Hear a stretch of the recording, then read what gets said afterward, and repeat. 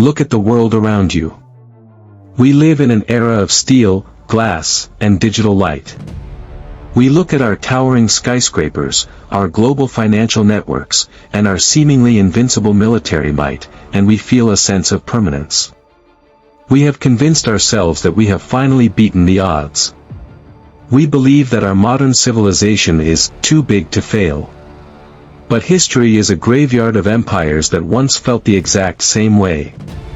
600 years ago, a man sitting in the quiet solitude of a North African desert, far away from the glittering courts he once served, saw a truth that we have conveniently forgotten. His name was Ibn Khaldun. He was a scholar, a judge, and a diplomat, but above all, he was a man who saw the biological clock of human civilization. Ibn Khaldun didn't just see buildings and monuments, he saw a cycle. He realized that every great empire, from the sands of Rome to the gardens of the Ottomans, follows a predictable, rhythmic pulse of birth, peak, and inevitable decay.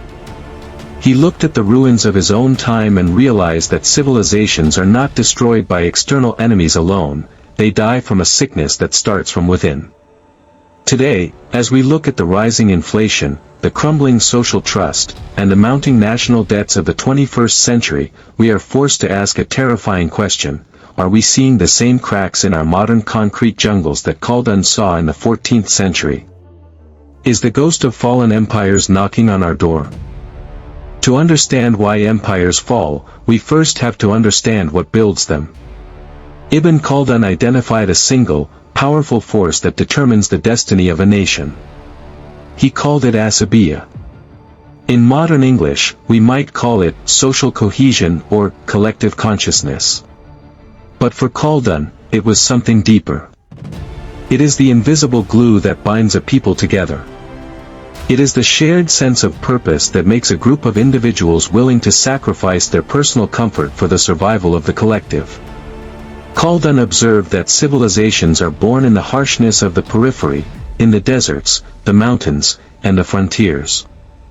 In these tough environments, life is impossible without absolute trust.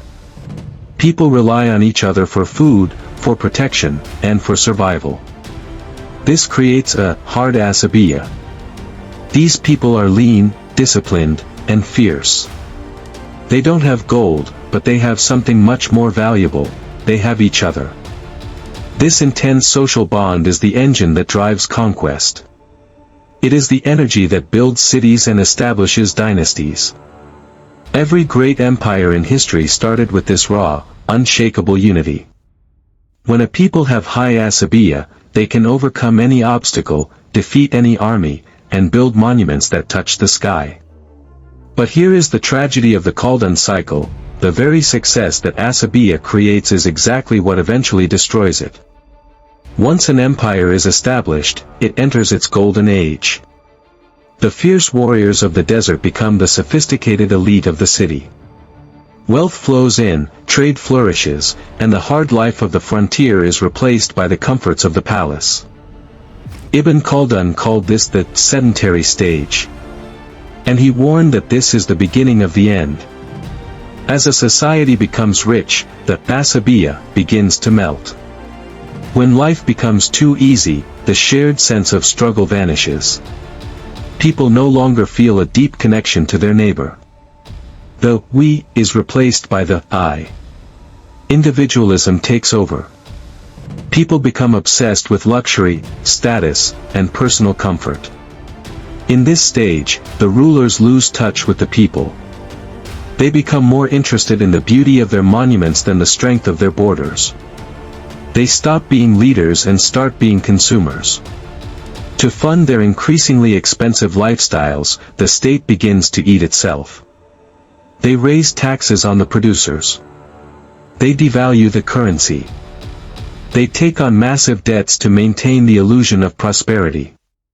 In modern economics, we see this as the debt-to-GDP trap.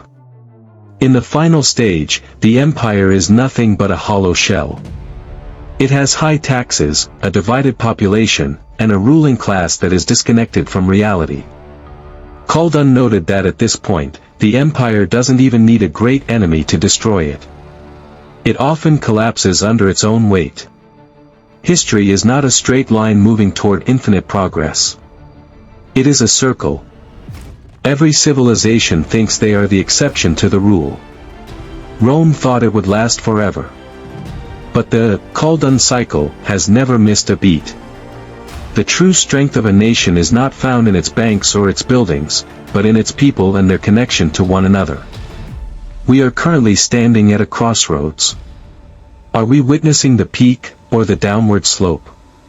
The answer depends on whether we choose to rebuild our bonds or chase the illusions of luxury. Think deep, or history will think for you. This is Econ Empires.